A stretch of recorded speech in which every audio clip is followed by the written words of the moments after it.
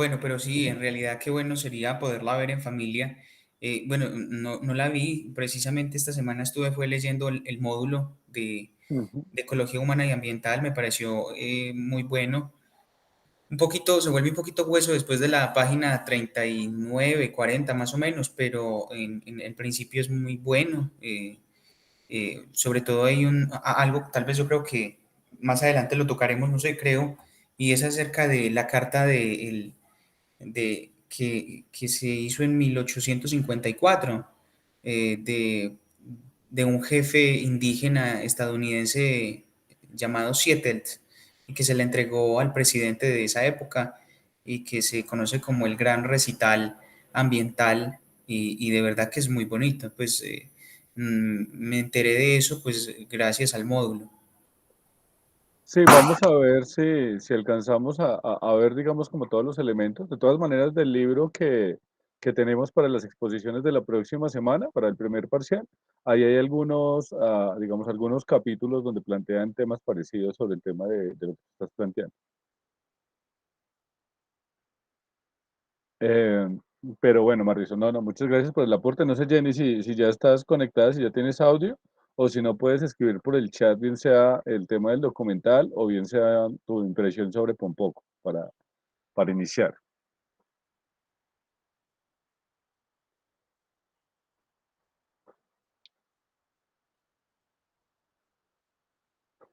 Y estoy un poco preocupado por la asistencia de hoy. Pues este grupo es pequeño, sí, pero Faltan que tres compañeros, faltan tres tres, sí, sí, compañeras. tres compañeros faltan. Entonces, claro, pues de todas maneras, como somos un grupo pequeño, cuando faltan se siente mucho. Pero bueno, ahí les preguntaré luego. Entonces, mientras Jenny puede pues como conectarse y darnos impresiones, va a contar un poco como la idea, bueno, antes de hablarles un poco de Pompoco y de lo del documental de los aguacates, de la palta, como le dicen en Chile, pues, hoy vamos a tener como tres momentos. El primero que es el que estamos haciendo, pues como este diálogo alrededor del tema del documental y de Pompoco. Sí les quiero hacer una crítica constructiva en muy buen sentido, y es que, pues, de todas maneras, a mí el tema del audiovisual me parece que es un material que es chévere y que permite trabajarse, y más en el tema de lo ambiental, que hay mucho cine familiar, o sea, mucho cine animado de Pixar y demás que se puede trabajar muy bien. Está, por ejemplo, el Lorax, eh, eh, está Lorax, está... ah, ya, listo. Ya estoy leyendo lo que escribiste tú, Jenny. Dale, si quieres, ahorita nos das también el tema eh, el tema también de lo del documental que pusimos del aguacate, pero con ese estamos bien.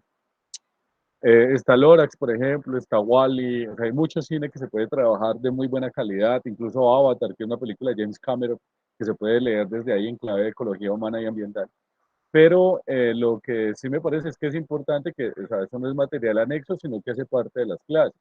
Es decir, que pues por favor los veamos porque digamos que hace parte también como de la evaluación y el seguimiento del mismo. Ahora, por ejemplo, pues hay algunos que dicen, no, pero pues a mí no me gusta tanto lo audiovisual, quiero trabajar más material escrito, no hay lío. Ahí, por ejemplo, ya tenemos este libro que es el que vamos a traer por las exposiciones de la tercera semana, entonces es válido, por ejemplo, lo que está haciendo Marrison, o sea, porque podemos adaptar varias cosas, pero lo que sí es que, o sea, o trabajamos el tema de lo audiovisual o trabajamos el tema del material escrito, pero eso no importa que digamos que estemos como desarrollando actividades alrededor del curso. Eso como primero.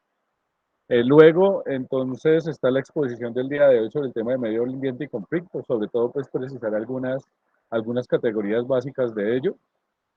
Y al final del encuentro, mostrarles pues como las propuestas que vamos a tener para exponer para la próxima semana. Dado que este grupo es un grupo pequeño, pues es chévere porque van a tener tiempo para poder exponerlas sin afán, más o menos serían exposiciones de 15 minutos, máximo 20, de algunos capítulos que ustedes van a elegir, cualquiera, o sea, tienen opciones pues dentro de los capítulos que hay, cuál les llama más la atención, sería individual y con eso pues haríamos como la primera evaluación de este curso. Al final pues les mostraré el libro y harán la elección de los capítulos, esperando que se conecten los demás, o si no al grupo de WhatsApp les haría la orientación de los capítulos que deben leer. Entonces, eso es como la presentación general de hoy y bueno, vamos con lo primero. Entonces, un poco es una película muy, digamos, clave, casi que para todo lo que tiene que ver con el cine animado japonés. Es de Estudios Ghibli, que es una de las grandes, digamos, como productoras de cine animado, de anime en Japón. Pero además tiene unos elementos, y es que las películas de Ghibli, por lo menos las anteriores, no podría hablar mucho ahora, aunque yo creo que también, son películas que caracterizan por tener una carga ambiental muy fuerte. No solo con poco, hay otras películas como Mi vecino Totoro, Náusica en el País del Viento, o sea, y todo ese cine está muy enmarcado en el tema de la crítica social, en el tema, digamos, como el impacto del desarrollo en el medio ambiente, en especial, por ejemplo, con poco se puede ver ello. Y pues, les hago el spoiler para los que no los han visto. Ah, bueno, leo lo que dice Jenny, por ejemplo. Dice, con poco es muy triste lo que nosotros hacemos con todo lo que tenemos, nos encargamos de destruirlo y no tenemos compasión. Sí, bueno, ahorita quiero hacer alguna salvedad sobre ello, pero de todas maneras, con poco es una crítica a ese antropocentrismo que tenemos como seres humanos. La sesión anterior, la primera, hablábamos de eso en las categorías sobre el tema de naturaleza y es que cuando nosotros hablamos de naturaleza, bueno, hoy lo vamos a reforzar un poco también, cuando nosotros hablamos de naturaleza, suele suceder que se construye una mirada, digamos, antropocéntrica. ¿Qué es antropocéntrica? Que el hombre, o sea, nosotros como especie, los seres humanos, perdón, somos el centro de todo, ¿sí? Todo gira alrededor de nosotros y lo demás parece que estuviera pues como al servicio. O sea, eso es, digamos, como una de las nociones de naturaleza que se han dado, sobre todo a partir del siglo XVII, o sea, a partir, digamos, como el 1800. Y eso impacta muchísimo, perdón, a partir del año 1600, 1700 que se ha ido construyendo pues, toda esa idea de desarrollo. Y eso ha impactado tremendamente, tremendamente, por ejemplo, ese tema de cómo entendemos, por ejemplo, la vegetación, la selva, la naturaleza. Entonces nosotros decimos, por ejemplo, tenemos que hacer unos edificios y como somos los únicos, o sea, animales con habla, dotados de lenguaje, entonces no nos interesa qué le pase a las especies que están ahí, porque no entendemos ese hábitat, o sea, ese ecosistema, como si fuera un ecosistema independientemente de nosotros, sino que parece que todo estuviera, digamos, como adaptado bajo como nuestros caprichos, o bueno, o nuestras necesidades, porque realmente ese discurso del desarrollo, pues, por ejemplo, hay problemas de vivienda, hay que solucionar ello, pero el tema, ¿cuál es? Que Pompoco de alguna manera lo que hace es, ¿qué tal si los animales tuvieran voz? O sea, y mira, entonces son mapaches que se pueden transformar en humanos, pero entonces tienen voz porque están sufriendo, o sea, que alguien les está invadiendo su territorio, su casa, o sea, su espacio, sin razón alguna. Incluso ellos hay una parte en la película que me parece muy bella porque ellos empiezan a irse con los humanos, pero también es como para tratar de entender por qué lo hacen, porque ellos dicen, bueno, esto es porque vienen aquí a invadirnos, ¿cuál es la razón para hacer eso? Y tratan, y Martinson te la recomiendo mucho para que la veas en familia, porque es muy bella para también explicarle a los niños pequeños ese tema, lo mismo. No sé si Jenny la vio con la hija o con la familia para poder trabajarlo. Sí, profe, yo me la vi con Dime, mis niñas y con mi esposo. Y a ¿y todos nos qué gustó pasó? mucho. No, muy Y, chévere. Y nada más, por ejemplo, yo tengo una niña de 11 años y ella decía, mamá, mire lo importante y lo que comentaba de acá del barrio, eso, todo eso como que lo analizan y pues me pareció muy importante la película, la verdad. Nos la vimos todos y la disfrutamos mucho. La verdad, entendimos muchas cosas y como usted decía, pues de pronto ya no entendían mucho la parte donde ellos se volvían humanos y pues eso es más como de cosas de mitos y así. Pues yo le sí, explicaba, yo de pronto la película lo llevaba a eso como para hacer entender más cosas, como para explicarnos de que de pronto los animalitos no hablan, pero ellos quieren llegar a entender cómo el ser humano los lleva a ese punto a ellos también. Entonces yo les explicaba cositas en medio de la película y muy chévere, profe, la verdad. sí, sí, igual yo creo que vamos a también trabajar de pronto el Lorax, no sé si ustedes conocen Lorax y la trúfula mágica, creo que es el nombre, que es una película también animada ambiental, esa sí es de Estados Unidos, que es basada en un libro ¿cómo es que se llamaba el escritor ahorita les busco el nombre, ahorita se me va el nombre, porque es basada en una novela pues infantil. Y tiene también ese mismo discurso, es un discurso de lo ambiental muy marcado, pero también mostrando siempre el tema del posible impacto que tenemos nosotros en el resto de la naturaleza y cómo, por ejemplo, eso está opado por ese discurso antropocéntrico, como nosotros, o sea, como todo esto es nuestro, o sea, volvemos al tema del tráfico, ¿no? Entonces, como esos aves que hay ahí no son de nadie, yo señalo aquí, pero aquí cerca hay monos aulladores y demás, les había dicho. Entonces, como todos los animales de aquí no son de nadie, entonces son míos. Hablando de animales, ahí llegó mi gatica, les presento a Andy, que le gusta a veces colarse en las clases. Entonces, y esas lecturas se hacen en películas como Pompo, pues bueno, y quién es entonces uno para hacer eso, y ese impacto, por ejemplo, la última escena es triste cuando está en la ciudad y es los mapaches ahí en los tanuki, si no es que estoy mal que se les dice en japonés, ahí como en las alcantarillas, ya, o sea, pues sobreviviendo a la urbe.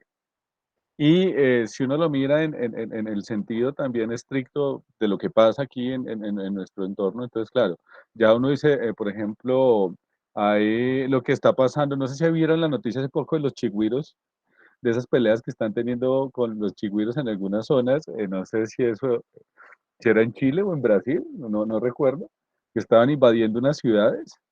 ¿No vieron la noticia? Eso es reciente, hace como un mes, creo. Bueno, profe, no. No, pues les voy a les voy a buscar la noticia y se les va a compartir, porque me parece importante. Pues resulta que eh, a, a los chigüiros también les dicen capibaras. Y entonces resulta que hubo una noticia hace poco, porque hubo una gran cantidad de 400 chigüiros, o sea, 400 capibaras se metieron, supuestamente invadieron, o sea, pues, que una zona. Entonces uno dice, bueno, pero ¿qué tanto están invadiendo? O sea, ¿de dónde uno puede decir que un animal invadió mi casa, por ejemplo? Ah, se me metió una serpiente. Entonces, bueno, pero pues si uno lo mira bien, ellos ya estaban en el ecosistema. Dime, Eso le Angie, iba por a favor. decir, profe. No es más bien que nosotros los invadimos a ellos. Sí, exacto, exacto. En Argentina, mira, eso es en los barrios más ricos y lo peor es que es en barrios ricos de Argentina, el Nordelta, y son 400.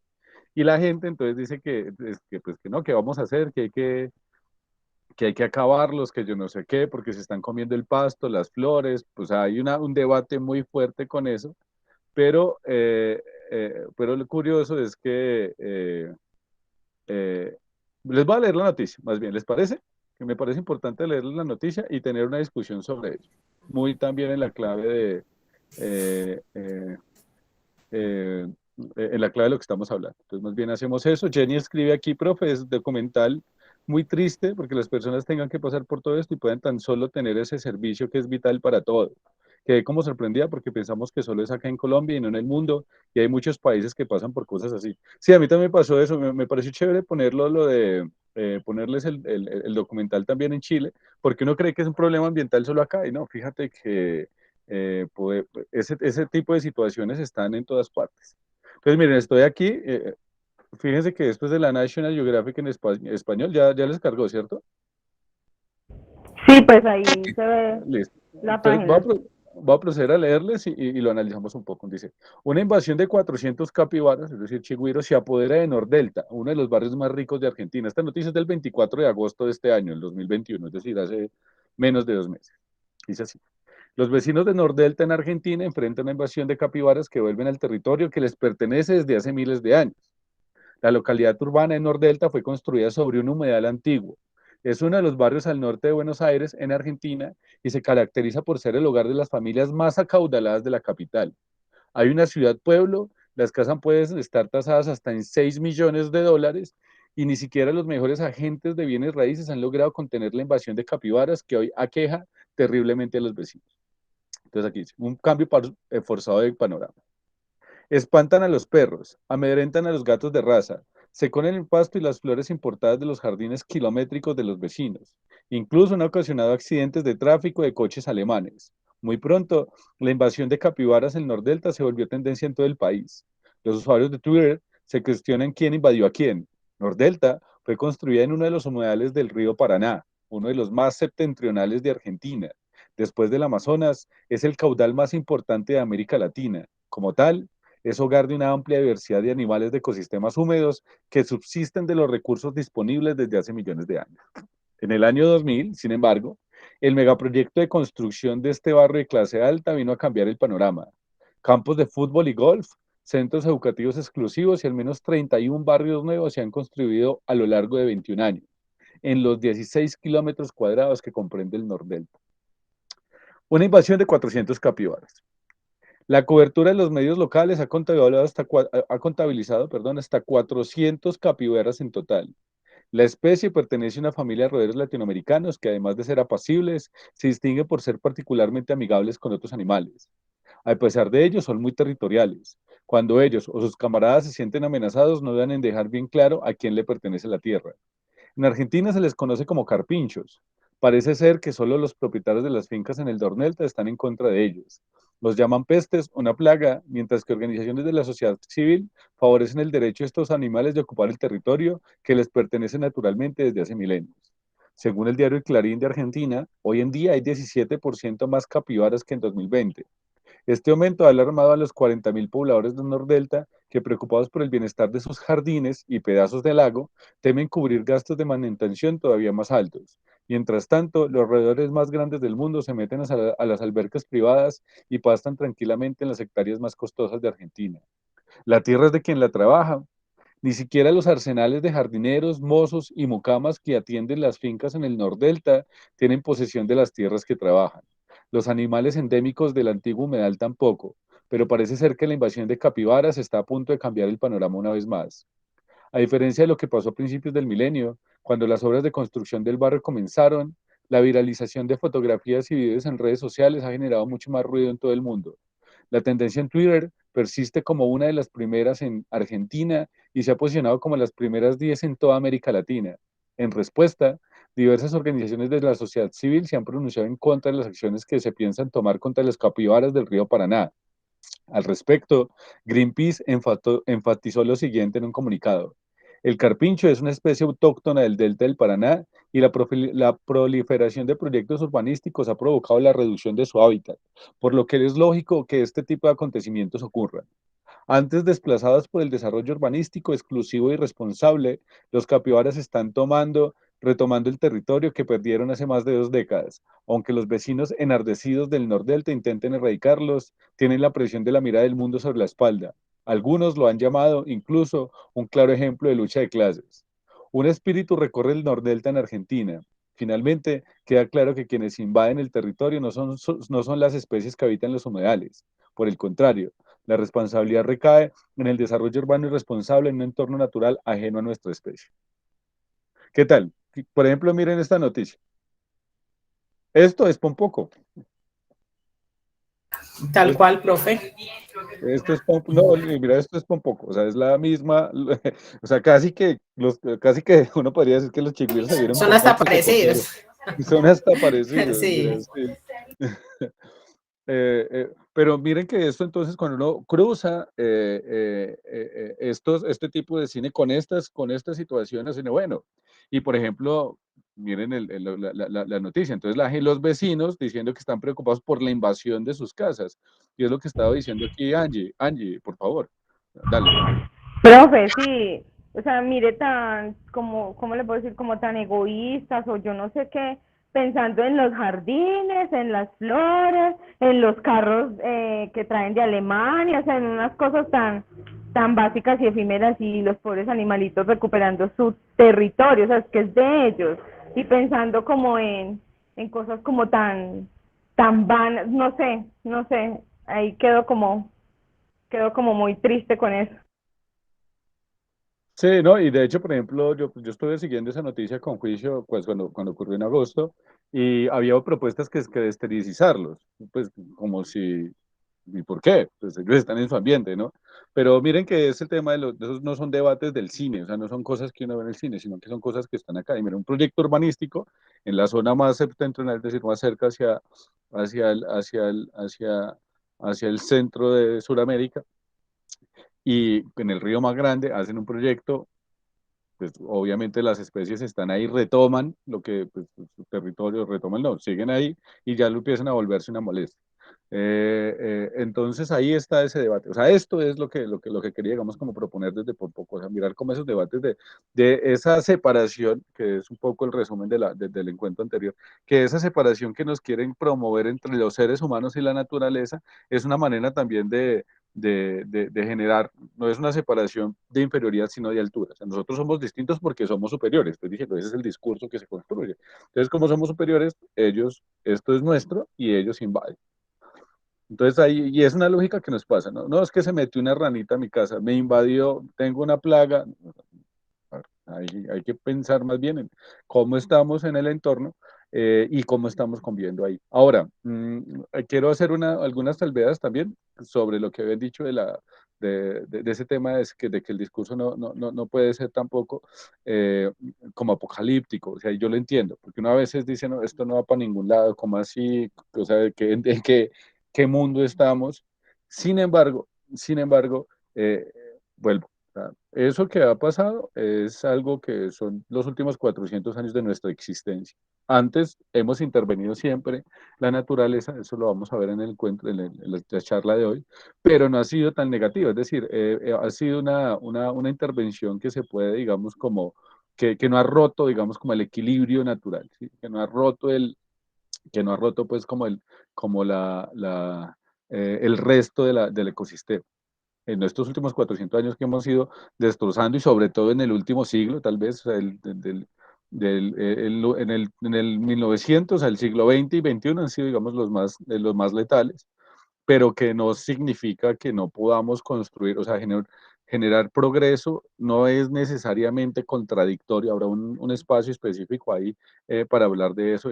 Generar progreso no es necesariamente una antítesis de la naturaleza. O sea, no es como si estamos los humanos o el resto de la naturaleza. No, no podemos ser. Hemos demostrado que se puede durante muchos cientos de años, se puede más adelante. Lo que tenemos que cambiar es la forma en la que estamos conviviendo, porque esa forma que llevamos de 200 años los últimos 200 años ha sido muy lesivo. Y eso es lo que sí tenemos que replantear. Bueno, o sea, sigamos, pero ¿cómo? O sea, pensemos una nueva forma, unas alternativas de estar acá sin pretender que nosotros somos superiores, sin pretender, sin caer en centrismo tremendo, y además pensando que entonces si llegan aquí 400 chigüiros, pues no es que me estén invadiendo, sino que pues, es su espacio, o sea, ¿cuál es mi relación con el entorno? Y también muy, muy, muy de la cara educar sobre todo a las nuevas generaciones sobre ello.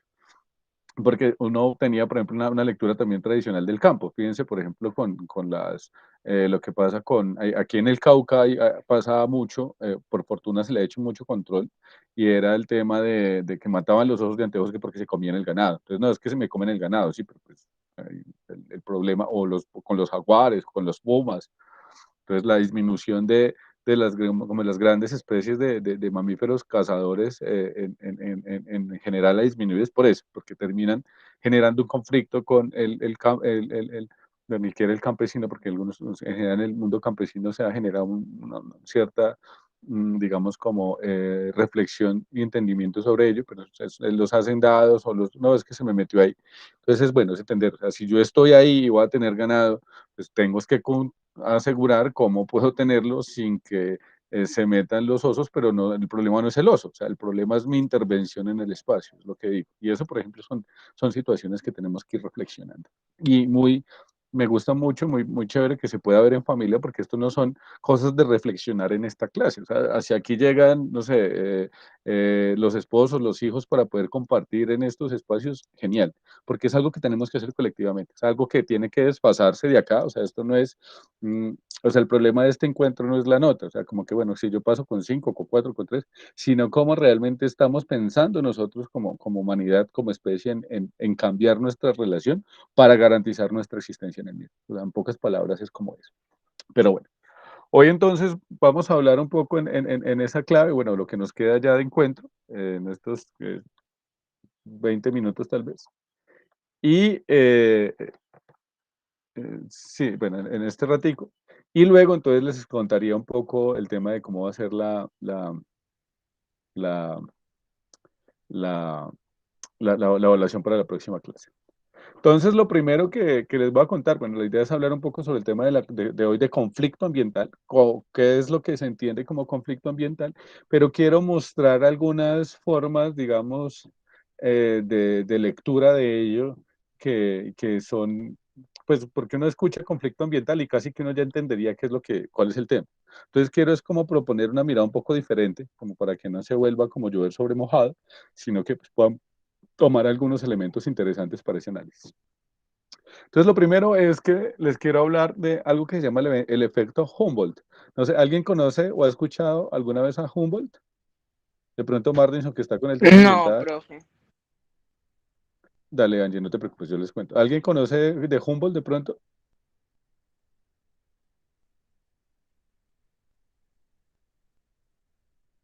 Bueno, profe, no, en realidad no. No, no, no te preocupes. Lo que pasa es que Humboldt, Alexander von Humboldt específicamente, de hecho hay un instituto aquí que se llama el Instituto Humboldt, que es un instituto, digamos, como muy importante en Colombia. Alexander Humboldt era un científico, bueno, era de esos científicos él nació en el 1760, más o menos, y murió como en 1860 también, o sea, vivió pues, un tipo muy longevo, como 90 años vivió más o menos. Pero el tema es que él era, digamos, un científico muy especializado en muchos temas, sobre todo en lo que tiene que ver como biogeografía, en botánica, bueno, entonces, en esa época que eran como sabedores de muchas cosas.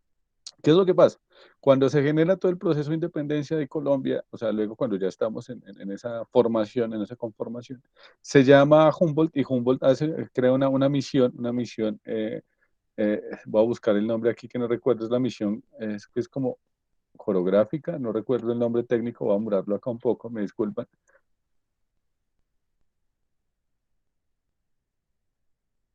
Y él hizo digamos, una identificación,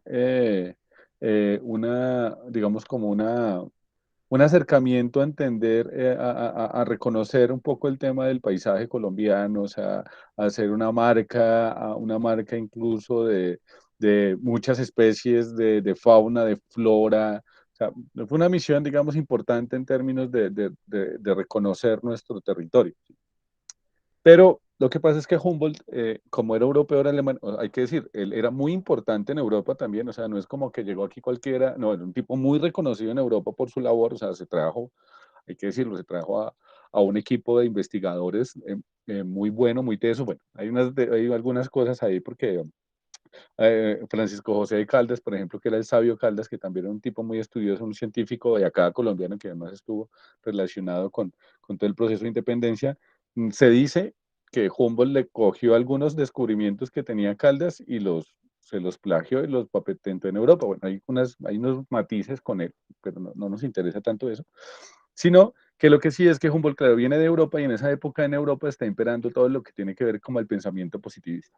Pensamiento positivista, bueno, eso es una escuela filosófica y no voy a detenerme tanto en ello, pero sí me parece importante decirles que Humboldt venía o sea, el pensamiento positivista era un pensamiento que surgió sobre la base del desarrollo de la ciencia en Europa, o sea, todo lo que tiene que ver con el desarrollo de la química, de la física, de la biología. En esa época es cuando aparece todo el tema de la evolución, o sea, sale Darwin y está el tema de la evolución. Entonces, digamos, como esa corriente cientificista del mundo impacta de alguna manera también en la lectura. Y lo que pasa es que Humboldt hace algo que es lo que se llama, o genera algo aquí en Colombia, que es lo que se nombra como el efecto Humboldt, y es que hay una imagen un poco idealizada de la naturaleza, o sea, como que, no sé, una visión muy romántica de lo natural. No sé, ¿alguno de ustedes ha ido a acampar o ha ido a hacer caminatas ecológicas? Sí, sí, claro. Sí, claro, Sí, profe. sí, Martín. ¿Alguien más ha ido a hacer caminatas ecológicas o acampar? Sí, profe, Sí, caminatas. profe, acampar. Muy bien, muy bien. Entonces pues vamos a hablar en el mismo tono porque yo también he sido como viajero durante mucho tiempo. Pero cuando uno va a caminar o va a acampar, por ejemplo, uno tiene una imagen siempre muy idílica, no, yo voy a llegar, las fotos que uno ve, por ejemplo, sobre la naturaleza, entonces es la fogata, el chocolatico, en un lugar muy lindo, pero resulta que cuando uno va a acampar, pues lo que pasa es que hay mucha agua, uno está mojado por todas partes, se golpea con las piedras, termina rayado, se cae, come mal, pasan cosas, porque la naturaleza no es el ideal, o sea, no es ideal, sino que es la naturaleza, o sea, o sea, es difícil, hay mosquitos que te pican, el clima no funciona bajo nuestros caprichos, entonces por más de que uno quiera que el día sea soleado, pues puede que no. O sea, por ejemplo, cuando uno intenta ir a la laguna es a veces muy complicado porque el agua a veces se desata y no lo deja a uno llegar.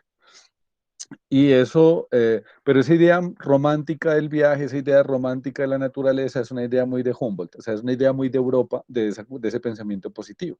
Porque claro, como se estaba descubriendo todo el tema de la naturaleza, entonces hay que contar la química, entonces la belleza de las células, reconocer todo el tema de como de las partes de las plantas, reconocer la taxonomía, las familias. Entonces, claro, como estamos entonces es el momento en donde la ciencia como que tiene su máximo esplendor en esas áreas, o si empieza a su máximo en esas áreas, termina siendo una idea muy romantizada de lo natural.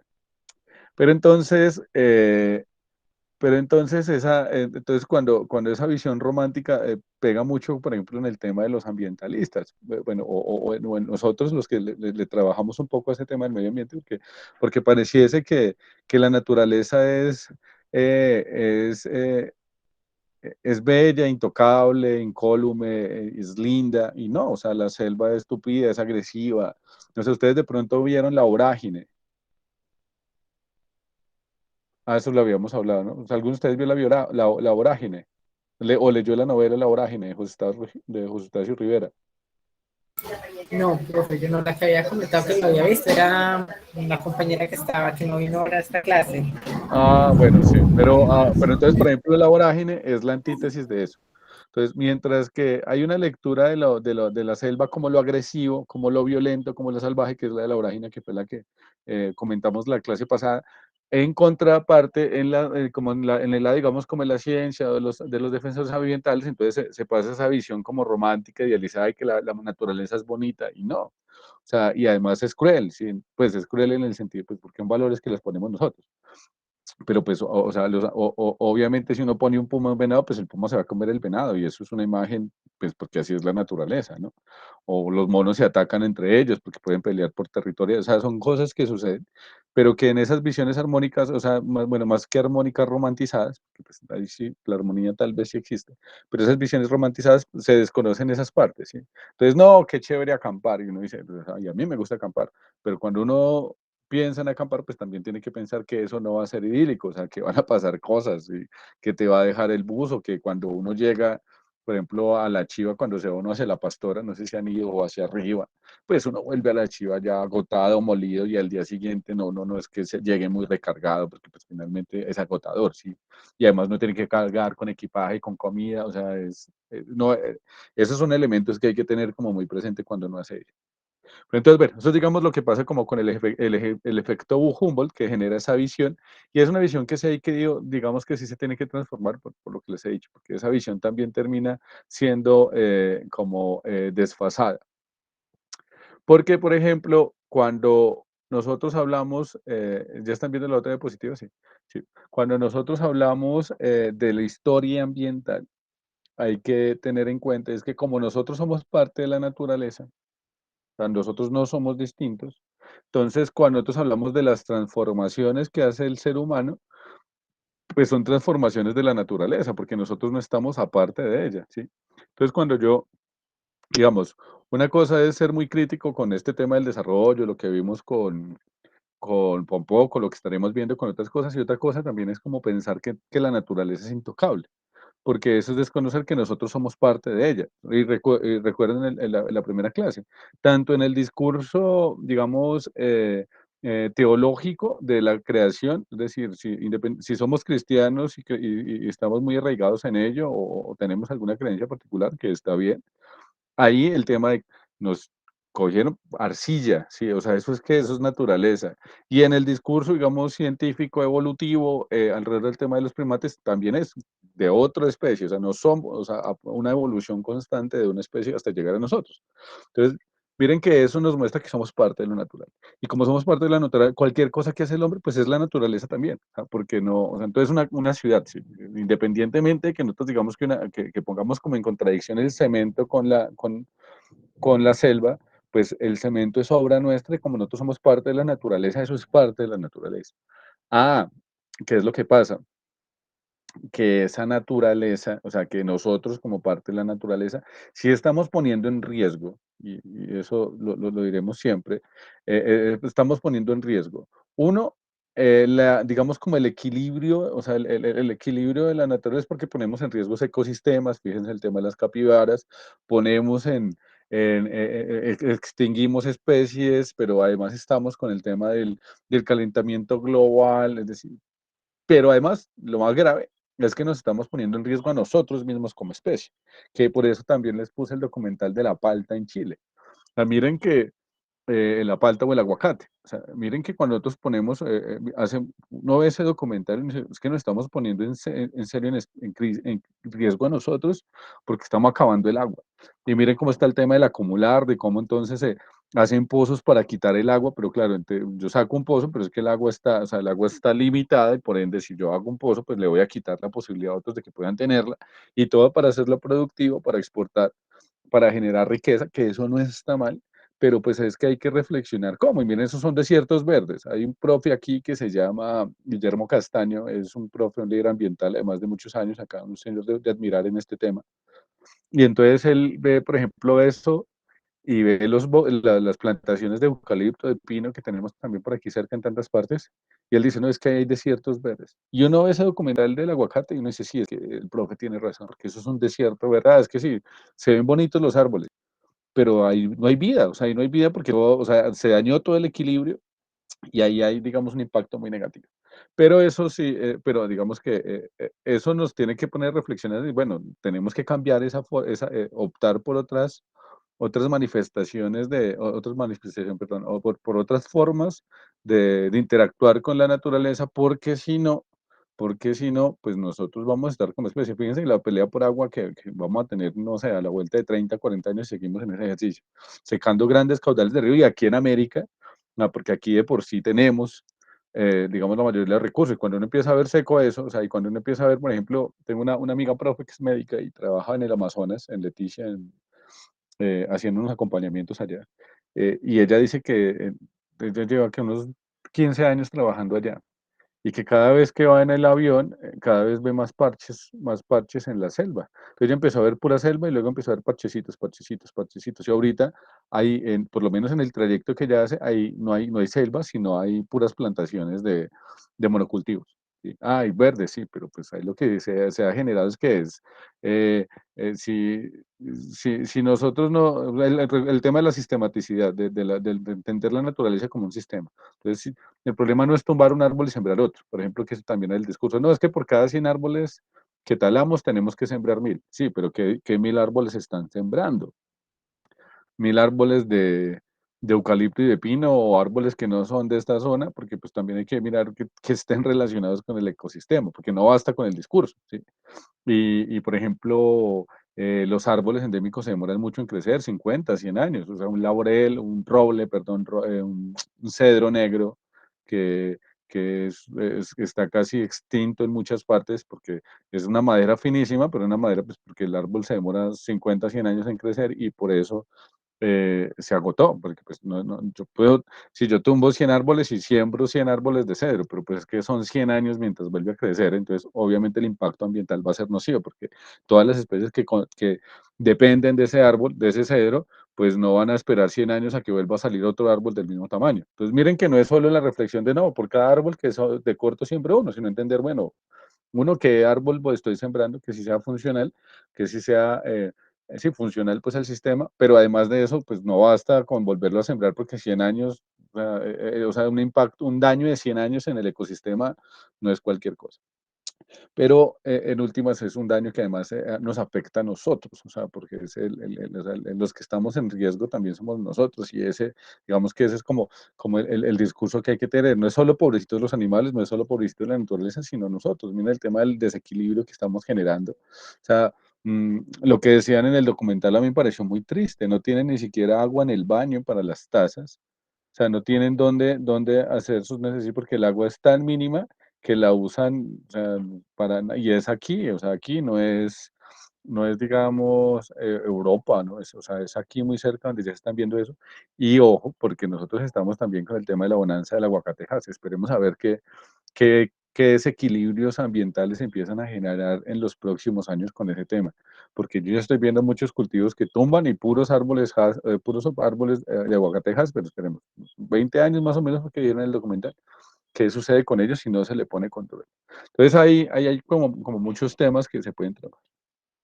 Pero, pero entonces también entender que esa transformación de la naturaleza también está por la acción conflictiva entre grupos sociales. Es decir, pensemos en la guerra. Bueno, lo que hablamos, por ejemplo, con el ejemplo, con lo que tiene que ver con el conflicto armado en Colombia, o bueno, con todo el tema de la lucha contra el terrorismo, como, la lectura que tengamos, no tiene lío ello para esta intervención, por lo menos.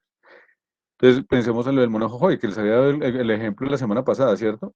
Que hablamos de que para matarlo a él, a una sola persona, gastaron 7 toneladas de explosivos en la serranía de la Macarena, o sea, en toda la selva, o sea, y selva que se conecta además con el Amazonas. 7 toneladas de explosivos, o sea, qué gran daño, qué impacto a la naturaleza hubo con ello.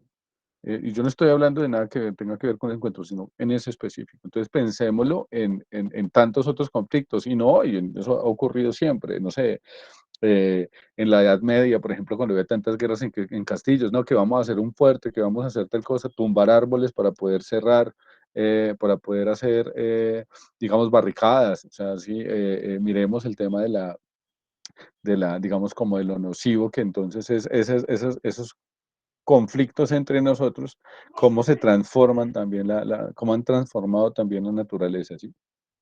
Eso es como unos elementos ahí. ¿Hay alguna duda o algún aporte sobre esta parte?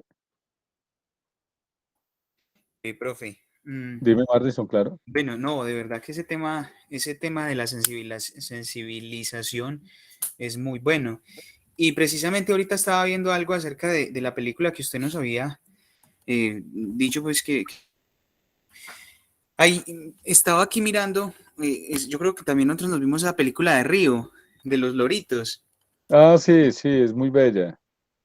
Sí, mira que acá precisamente estaba viendo en, en una página española que se llama lavanguardia.com y habla de que el oro azul que inspiró la película Río se ha extinguido de su hábitat natural.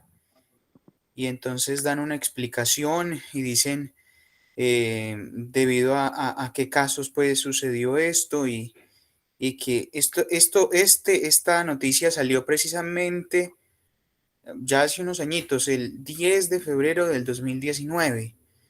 Bueno, pues lamentable y muy triste, ¿cierto? Y muchas veces vemos cómo, y cuando usted hablaba precisamente en Argentina de los animales, pues que De los estaban, chigüiros. de los chigüiros, sucede casi lo mismo acá pues en esa película es muy buena porque los loros se unen pues para atacar cuando van a destruir su selva. Bueno, en realidad qué bueno eso y pues es una película que lo hace sensibilizar a uno donde yo creo que debemos de convivir con los animales. Mire, precisamente cuando se hablaba del Amazonas y todo eso, yo tuve la oportunidad de viajar al Amazonas y allá hice un pequeño curso sobre accidentes ofídicos, Mm, sobre las serpientes. Y sí. entonces a mí me causa, pues primero tristeza y complejo y que cuando uno llega a esta zona, la gente ve una serpiente y de una, eso es como si vieran al mismísimo diablo. Y una tienen que, los que no corren, antes la persiguen para Mm, matarla, ¿cierto? Y sin darnos cuenta, pues que es un animal que hace parte de esa cadena que por medio de la cual hace que no haya tantos roedores, no hayan tantos sapos. Bueno, y entonces muchas veces pues por estarlas asesinando, pues lamentablemente después tenemos graves problemas con los ratones, con ciertos animales que están aumentando pues su cantidad porque muchas veces pues nosotros vemos una serpiente y entonces sin comprender la vamos matando, ¿cierto? Sin saber muchas veces que la gran mayoría de las serpientes en esta zona no son ni siquiera venenosas. Ellas simplemente pues van por su camino y muchas veces hasta se asustan del hombre. Sí. Pero pues No, nosotros, sí, no, dale, no, y así sean venenosas, pues, ¿qué? exacto, claro. Sí, Sí, además dicen, vea, una serpiente siempre te va a correr por peligrosa que sea. Pero si ella llegará o llega el momento donde ataca, pero si usted de pronto la molesta o si de pronto usted pasa muy cerca de donde está ella, pero de lo contrario ella no te va a atacar. Pues yo que soy campesino y que me toca pues eh, como diariamente pues estar en este entorno, ayer precisamente veía una serpiente, eh, una serpiente verde que no es peligrosa, se ve mucho por esta zona, y entonces un señor que estaba conmigo de una se armó de palo y dijo, aquí ya. fue, y vamos es a matarla. Y entonces yo, no, señor, pero mire, y entonces el señor se estaba enojando conmigo. Y yo le dije, no, pero es que cómo lo vamos a matar, es que caso que le está haciendo el animalito a usted. Entonces yo la espanté y entonces el señor se enojó conmigo y casi que me das con el palo es a mí. Sí, a mí me pasó por acá, y eso que, por ejemplo, te cuento que por acá que día vi una serpiente, una crótalo cornudo de Schegel, que popularmente le dicen cabeza de candado, que es una serpiente venenosa, o sea, es de veneno importante. Entonces, primero le tomé 1000 fotos y luego con el cosito, con un tarro grande, digamos, de esos de gaseosa litro, con un huequito y con un palo, la metí ahí y la saqué y la dejé otra vez en la mata, porque pues esas, pues, obvio sí hay que tener cuidado como para manejarlas. Pero cuando se dieron cuenta la vereda era, no, ¿y dónde está que para cazarla? Y yo no, pues, no les voy a decir porque pues es que ya no le está haciendo, no, pero es que una serpiente venenosa. Sí, y, o sea, no es que no es un problema de ella, es nuestra. Ah, bueno, más bien mire entonces cómo uno planta cosas para garantizar que se alejen o está, o sea, por ejemplo, hay cosas que uno puede hacer para evitar que estén tan cerca, ¿sí? Pero pues si está una serpiente tomando el sol en el jardín de la casa de uno, pues ella no es la que está invadiendo, o sea, es un espacio natural y uno tiene que mirar cómo está ahí. Y eso con la venenosa, digamos, pero es la única vez que se ve, porque además ellas son muy del monte, no se ven tanto. Pero comúnmente esas serpientes que llaman cazadorcitas, que son tú me corriges de pronto, la Atractus, ¿cómo es que se llama, Marlison?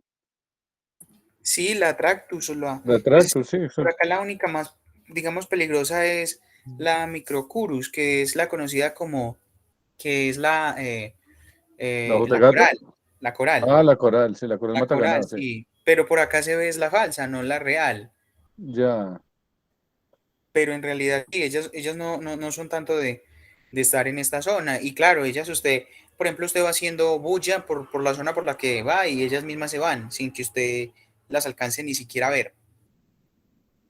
Sí, sí, pero entonces mira, no, no, no, muy bien como en esa intervención, porque finalmente va en la línea de esta última como presentación digamos, de este encuentro. Y ahí sí que quiero decir algo, o sea, cuando uno habla de conflicto, el conflicto no es malo, o sea, los conflictos son buenos, bueno, o pueden ser buenos. ¿Por qué? Porque un conflicto lo que hace es, por ejemplo, lo que tenemos en este momento con los conflictos con el tema del agua, por ejemplo, en Chile, con ese documental que vimos del aguacate. Ese conflicto lo que nos está llevando, nos tiene que llevar es a reflexionar del problema que estamos teniendo ya como especie, que estamos quedándonos sin agua por cultivar, ¿sí? Y por cultivar para vender. Piensen cuántos aguacates se pierden, se dañan, se botan, y no nos interesa eso, sino pues el tema de la riqueza del mercado. Pero ese conflicto nos debe llevar a transformarnos cualitativamente, porque es que o sea, todos los conflictos son necesarios, porque es que el conflicto garantiza que haya movimiento, ¿sí? ¿Qué es lo que pasa? ¿Cómo hacemos nosotros para dirimir, unos conflictos sin que implique, pues, digamos, el riesgo de supervivencia nuestra como especie, sino más bien cómo volvemos esos conflictos positivos? Es decir, cómo vemos lo que está pasando hoy ambientalmente y generamos un virus, sí, un giro en nuestra relación con la naturaleza. ¿Cómo vamos a hacer eso? Pues no sé, yo no tengo la respuesta. No es tan fácil tampoco, no es que mañana listo, ya cambiamos la humanidad, pero sí, sí es posible. No sé, por ejemplo, de lo del COVID, hubo cuando se hizo esa cuarentena mundial estricta, que fueron que como 15 días, un mes más o menos.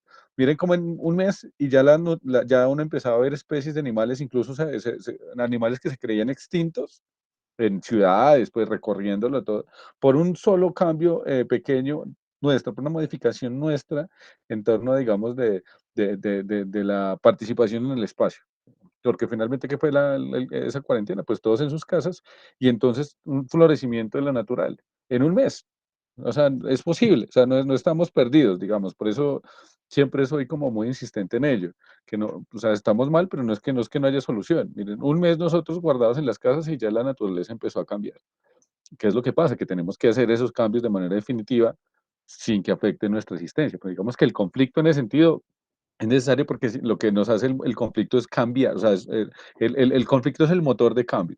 Si no hay conflicto, no hay nada, no hay movimiento, ¿sí? Eso, pues, eso desde la filosofía se llama dialéctica, bueno, eso es un tema que es como el tema de la tesis, la antítesis y la síntesis. Es decir, la tesis es la idea general, la antítesis es la contradicción, y de esa contradicción sale una síntesis que es una nueva realidad. Eso lo veo en metodología de la investigación, porque así es que construyen investigaciones también. Pero entonces cuando uno habla de conflicto es la necesaria, digamos, manera de poder generar movimiento. Y que el conflicto, pues finalmente, ¿por qué se da? Pues porque hay incompatibilidad de intereses. Es decir, está digamos, está por ejemplo el monocultivo de aguacate, pero está además la comunidad que está ahí. Y ese conflicto entre uno y otro, pues, o sea, esas incompatibilidad de intereses es lo que genera conflicto. ¿Qué es lo que tiene que salir de ahí? Pues eso se tiene que resolver en función de cómo puedo seguir yo produciendo aguacate, porque no se trata de llegar y quitar todos los cultivos y no más, y no, o sea, es bueno, ¿cómo podemos garantizar que eso funcione? Porque no es de no seguir generando riqueza, porque es que parece que fuera eso también. No sé, por ejemplo, esa intervención de ese señor en ese documental del aguacate me pareció estresantísimo, el del dueño no me acuerdo qué empresa de aguacates que siempre está ahí, además como un poco narciso, no sé ustedes qué lectura vieron de ese señor que tuvieron de él, que salía diciendo, no, pues que hay restaurantes que no están comprando aguacates, pues van a cerrar, y si cierran, pues van a abrir otros cuatro, pues una lectura, una forma además también muy subida en cómo planteaba los temas, pero que uno dice, bueno, es que el problema no es que se genere riqueza, o sea, no, el problema no es acabar las empresas, ni las industrias, ni acabar con los cultivos, sino cómo hacemos que esos cultivos no choquen con la posibilidad de la vida, y la vida es total, porque no es solo, o sea, no es solo las plantas, la fauna, o sea, no solo la fauna y la flora, sino las mismas personas. Y esas fotos, por ejemplo, del río hace 20 años, caudaloso, gigante, y hoy seco, o sea, hoy nada, nada de agua. Entonces, o sea, esos conflictos pueden ser positivos, o sea, tienen que generarnos, pues, posibilidad de cambio, o sea, nos deben llamar a ello, ¿sí? Porque finalmente, cuando nosotros hablamos de qué es lo ambiental, pues cuando nosotros hablamos de lo ambiental, siempre estamos hablando de la relación de la naturaleza con la cultura, es decir, cuál es, muy bien, por ejemplo, por eso de lo que decía Martinson, con el tema de las serpientes. O sea, eh, ¿qué es lo ambiental? Entonces, la forma en la que nosotros entendemos nuestra relación con las demás especies de la naturaleza. ¿Cómo actuamos en función de si yo veo una serpiente y la mato, o veo una serpiente y la cuido y la alejo, ¿sí? O veo un tigre, pues un jaguar, pues, y lo mato, o veo un jaguar y más bien lo dejo que siga, o un puma, ¿sí? ¿Y eso qué es? Eso es cultura. O sea, eso es la forma en la que yo entiendo, pero no, yo entiendo no como persona singular, sino como parte de un colectivo, mi relación con. Y eso hay que transformarlo, o sea, lo que hay que transformar, o sea, la ambiental entonces, ¿qué va? A cómo nosotros culturalmente transformamos la manera en la que vemos la naturaleza, la manera en la que nos relacionamos con ellos. Entonces, por eso es que cuando nos hablamos del discurso ambiental, es fundamental, porque lo que nosotros tenemos que hacer es cambiar, mirar cómo cambiamos las formas en las que nos entendemos con. Sí, estoy siendo claro con eso porque me parece muy importante este punto. Sí, profe, claro. ¿Sí? ¿Todos están también siguiendo ahí esto? Sí, profe. Listo, listo, muchas gracias, Sánchez. Sí, porque este tema es importante, digamos que casi que es tema de parcial, ahí lo vamos a tener en la evaluación, porque digamos que lo que estamos cambiando es eso, no es cambiar la naturaleza, sino cambiar la forma en la que vemos a la naturaleza. ¿Y cómo es eso? O sea, es como lo está planteando Martinson, ¿no? Ahí está la serpiente, déjela, que no está haciendo nada.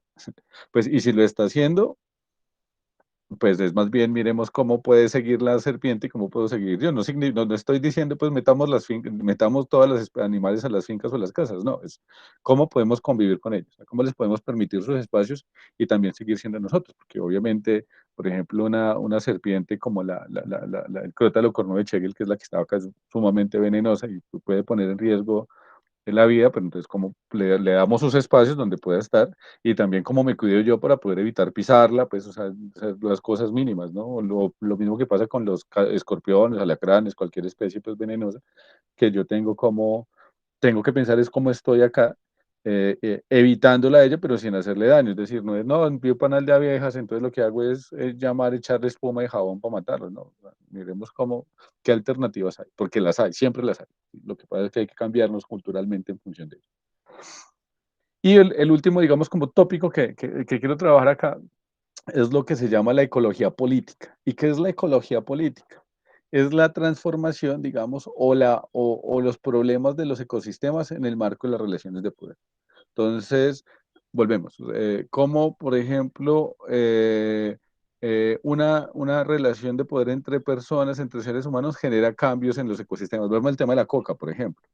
O sea, el tema de la coca es un problema netamente de nosotros como especie humana, porque la coca pues produce el alcaloide, pues la cocaína, y es un negocio gigante a nivel mundial, además de un mercado enorme. Pero el tema cuál es, que eso genera, o sea, todo lo que tiene que ver con el narcotráfico, pues además de todo la relación de violencia, y eso es cuántas hectáreas de bosque no se quitan y se queman para poder producir coca. Pero peor, como el glifosato, que es lo que habíamos hablado, pues terminas matando más la selva que la misma coca, porque pues finalmente la aspersión es veneno para todo lo que toca, porque lo que es aspersar glifosato es aspersar veneno que es nocivo para todos, y que eso es, digamos, como el trato que se está, y mire que es un problema de relaciones de poder, porque hay unas peleas fuertes, unos conflictos más bien fuertes, eh, eh, en términos, por ejemplo, de cómo se debe solucionar el problema de drogas en Colombia. ¿Sí?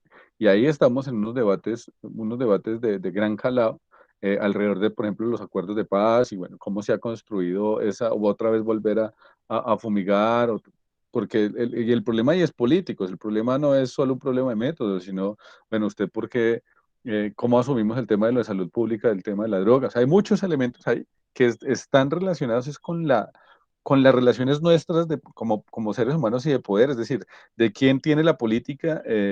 Miren, por ejemplo, lo que pasa con Bolsonaro en Brasil. ¿Sí?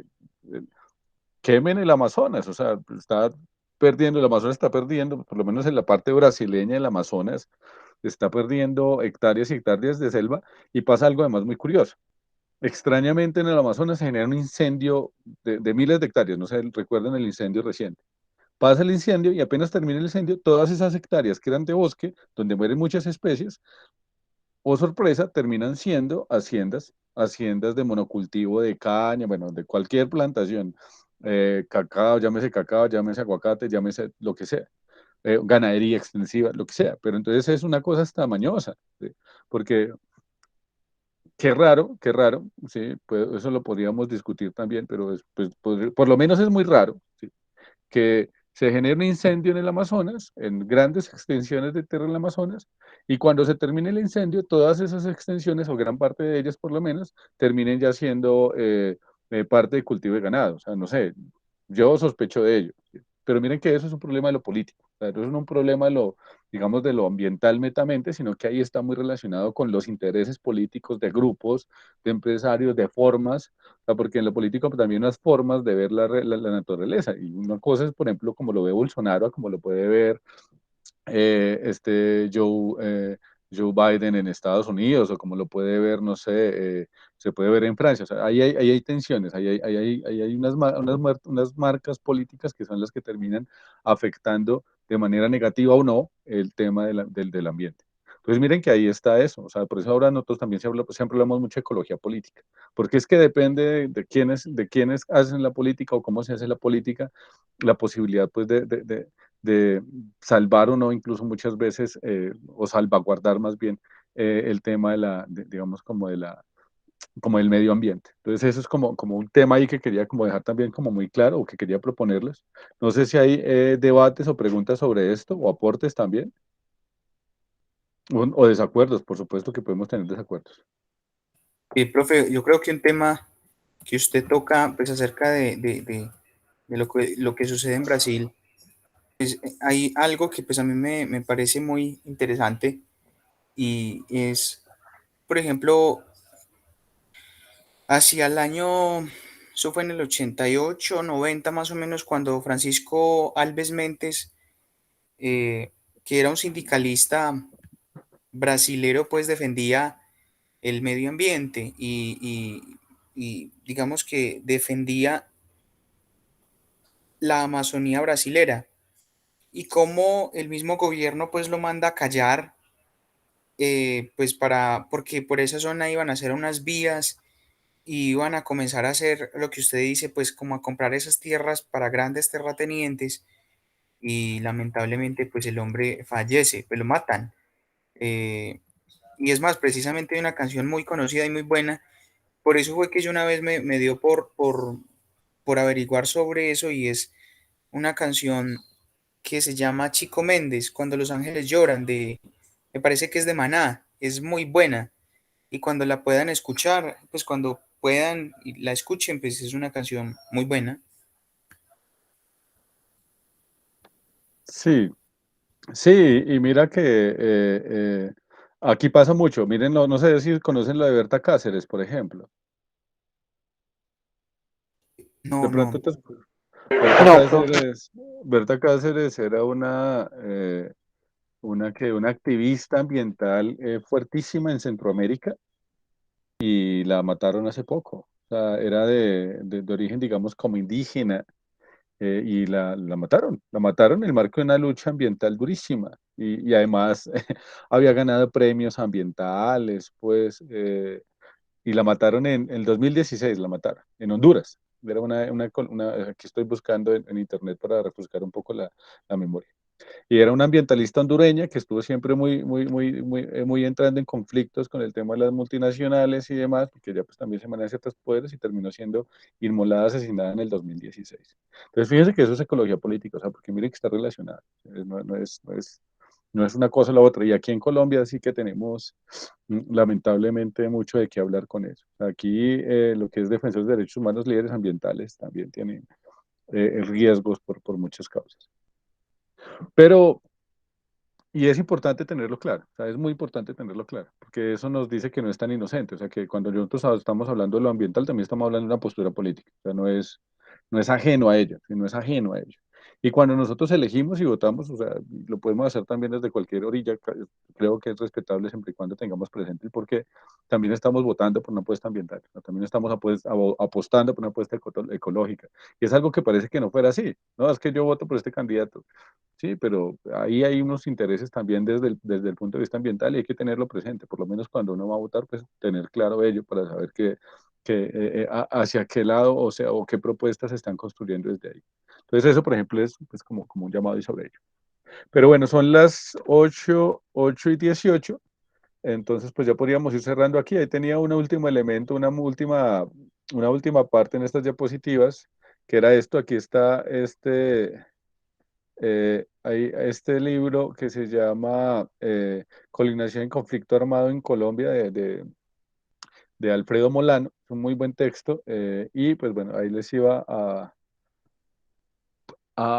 a proponer una lectura desde ahí, pero nada, ahí les queda el libro, si quieren se lo subo también, es un texto muy chévere, está digital, o sea, lo pueden como descargar también muy fácil, pero entonces más bien para proponerles el tema de la evaluación para la próxima clase. ¿Qué es lo que vamos a hacer? Eh, Les estoy compartiendo aquí el libro, ¿ya lo están viendo? Sí, profe. Sí, Eh, profe. Listo, este libro ya está ahí en la plataforma, está aquí en el Moodle en la segunda semana, donde dice pues está ahí como para que lo puedan descargar. ¿Y qué es lo que vamos a hacer? Cada uno de ustedes escoja un capítulo para exponerlo. Tenemos, como les digo, más o menos 20 minutos. Ya les voy a mostrar qué capítulos podemos como abordar. Ejemplo.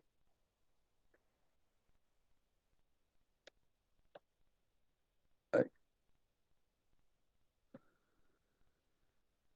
está, por ejemplo. Capítulo 1. Los blancos son solo un mal sueño. ¿Alguien quiere leer eso? ¿Alguien quiere Yo, exponer profe. ese? Lina, tú escoges ese, sí. También les cuento, son capítulos muy cortos, de 10, 12 páginas, entonces no se preocupen, que pues además el texto es muy literario, entonces es muy chévere leerlo. Pues yo también me preocupo mucho por eso, como buscar textos además que sean agradables. Entonces, bueno, Lina escoge el capítulo 1, Los blancos son solo un mal sueño. ¿Quién escoge el capítulo 2? Ecocidio en el país de Marlboro.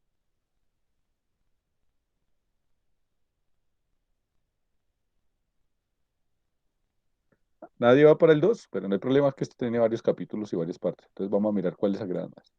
Bueno, el capítulo 3, el esqueleto de Berlín, que me pasé, y ahora sí, el esqueleto de Berlín en el armario de Utah.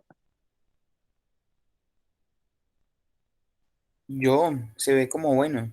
Dale, dale, listo, perfecto. Capítulo 4, Las Vegas contra la naturaleza. Este capítulo es muy bueno también. Ese para mí, profe. ¿Quién lo escogió ahí? Angie. Listo, Sí, yo. listo. Ahora, capítulo 5, Tan mala como la bomba atómica.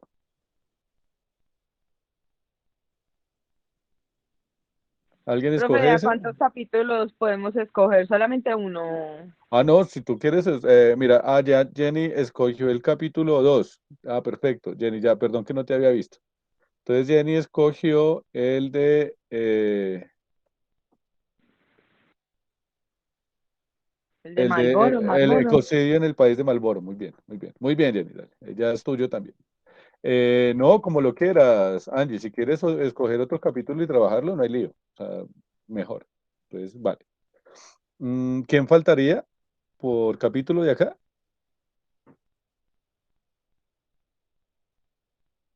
No, pues aquí ya estamos todos. Aquí ya Pero pues, estamos todos, ¿cierto? sí, señor. Sí, ya estamos todos. Pero los capítulos son cortos, ¿cierto? ¿Verdad? Sí, son capítulos de 10 páginas. Entonces, cada uno, Entonces, dime, Martín. pues digo yo, no sé si de pronto las compañeras Dime, estén Jenny de Angie. acuerdo. Sí. Para uno hablar 20 minutos de un capítulo de 10 páginas, tiene que meterle muchas cosas externas y mucha información de pronto propia. Entonces sería bueno, yo creo que tomar dos capítulos para uno comenzar creo, no Eh, sé. no, tú eres libre, Martín. O sea, si quieres trabajar uno, la verdad, hagamos una cosa, léanlos y si creen que pues quieres trabajar otro capítulo, dale. O sea, proponle porque mira que sobran muchos. Igual estamos 4 y somos 6, es decir, faltarían 2 capítulos más. De hecho, Ok, podríamos poner, por ejemplo, que eh, quemando todas las ilusiones, la exponga a una de las compañeras que falta y, que es el capítulo 6 y bueno, el 7 es demasiado largo, no seamos malos. Y de la elección de Dante, por ejemplo, que la exponga la otra. ¿Sí? O bueno, más bien que exponga el epílogo, que es que es, bueno, escoja o el 8 o el epílogo. O el 8 o el epílogo. Miren que aquí en el epílogo hay muchos capítulos muy corticos también. Pueden escoger también de ahí algunas cosas como para reforzar. O por ejemplo, está también aquí en el prefacio, hay otros elementos que pueden trabajar acá que son muy interesantes, son muy chéveres y son como trabajables. Entonces pueden como pasarse ahí sobre ello e ir proponiendo pues como temas de apoyo. ¿Qué les parece? Muy bien, profe. Eso está Sí, bien. muy bien, profe. y Profe, usted ya, el libro lo monta la plataforma. ya Ya está. está. Ya está en la plataforma. Sí, mira, les muestro Ah, de una vez. ¿Ya están viendo la plataforma? sí, pues aquí estoy cargando la mía. Sí, profe. Mira, aquí Sí, ya sé. ahí ya las cargué. Mira, aquí en lo que está en azulito, ahí está el libro. Este es el libro. Ah, ok, Uno le da listo. y de una vez ahí lo carga. Ahí ya, Bueno, sí, ahí listo. está Bueno. perfecto, está completo. Les recomiendo además, si lo quieren leer todo y tienen el tiempo, háganlo. Es un libro muy entretenido, es muy fuerte, pues es decir, es muy diciente, más bien es muy claro con lo que dice. Entonces, pues no está de más si quieren como apoyarlo ahí en la lectura, porque podríamos hacer otras cosas sobre ello. Entonces, bueno, para el próximo encuentro tendríamos eso, no haber otra tarea externa, sino pues como para poder concentrarse en las exposiciones, varias cosas. No es obligatorio que hagan diapositivas, pero pues como, pues para no hablar 10 20 minutos, como dice Martin, pues las diapositivas son un apoyo visual importante para no dispersarse, para que uno pues pueda tener los elementos claros. Entonces yo no pienso, digamos, como tanto en las diapositivas como un eje central de la exposición, pero sí lo entiendo pues como un apoyo para poder desarrollar la exposición. Entonces, no es obligatorio. Si ustedes creen que no lo necesitan, ya es cada quien como lo ve. Eso por un lado. Dos, como somos 6, entonces podemos tener, digamos, de Mínimo 10 minutos, máximo 20 por la intervención. ¿Por qué? Porque la idea también es poder retroalimentar, poder comentar todos, pues poder tener como el diálogo, entonces pues tener un espaciocito de tiempo para poder hacer como el comentario sería chévere y por eso es que propongo ese tiempo determinado para ello.